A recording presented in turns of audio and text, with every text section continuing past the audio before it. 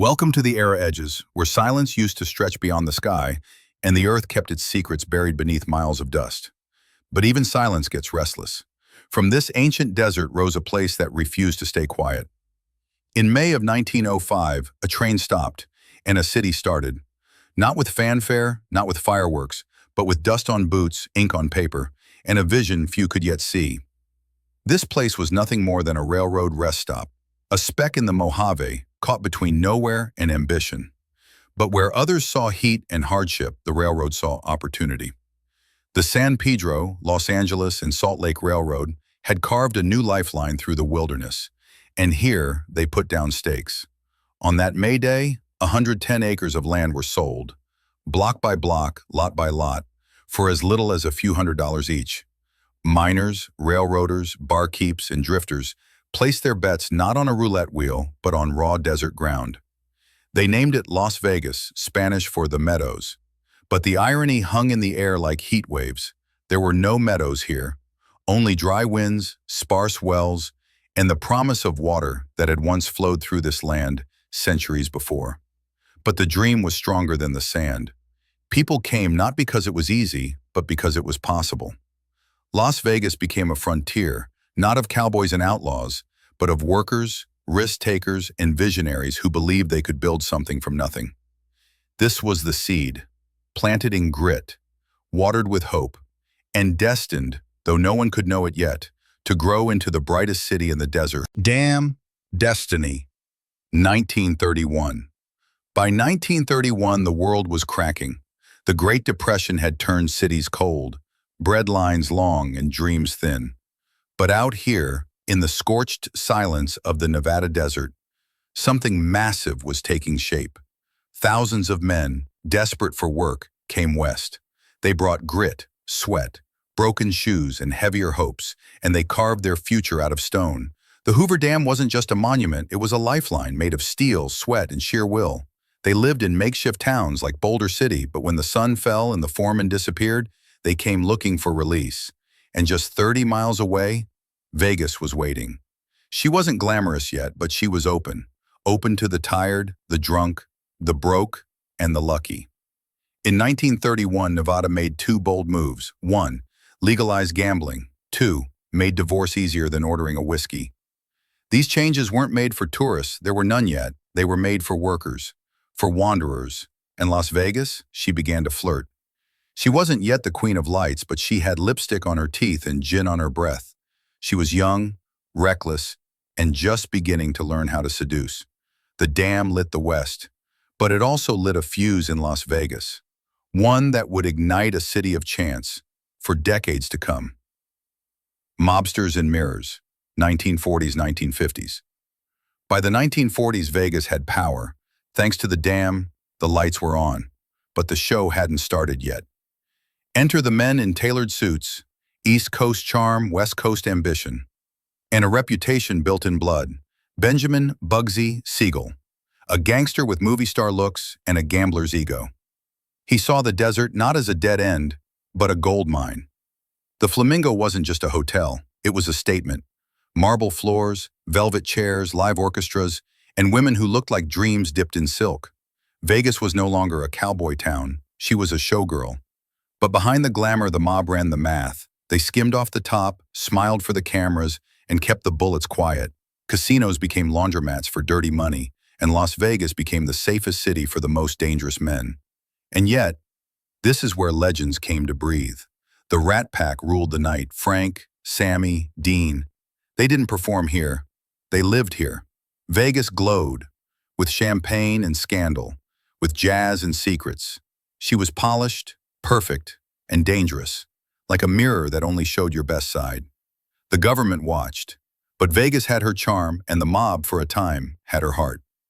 This was Vegas in her high heels and mink, built by outlaws, sold as luxury, and beloved by a nation that craved both danger and escape. Golden era, 1960s to 1970s.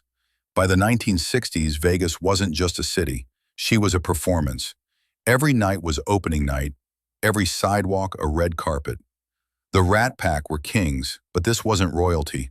This was rebellion in a tuxedo. Sinatra could clear a table with a wink. Sammy Davis Jr. broke barriers with every note, and Dean drank like the bar owed him something. Vegas perfected its illusion. Showgirls glittered like falling stars, every feather, every sequin, stitched to seduce. No clocks, no windows, just now. It wasn't just the high rollers anymore. Middle America arrived with suitcases and sunglasses. They came for a taste of something dangerous, something delicious, and found out it was legal.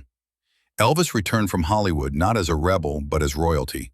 He didn't just perform, he resurrected. Night after night, sold out, Vegas had crowned a new king. And yet, even in her prime, Vegas couldn't sit still.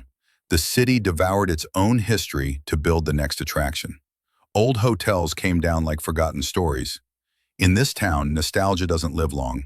The golden era wasn't built on gold, it was built on dreams, dice, and dazzle.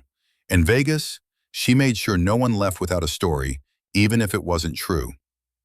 The big reinvent, 1980s to 1990s. The 1980s rang in with a different kind of clink. Not chips, not glasses, but corporate handshakes. Wall Street had come to Vegas, and it brought blueprints. Steve Wynn didn't just build a hotel, he built a fantasy, the Mirage, a resort with waterfalls, white tigers, and a volcano that roared on cue. And Vegas? She didn't blink. She batted her lashes and doubled down. The city turned into a theme park for adults and kids. Suddenly you could visit Paris, Rome, Egypt, and Manhattan, all in one weekend without leaving Nevada. The mob was fading into legend. FBI crackdowns, courtrooms, concrete memories.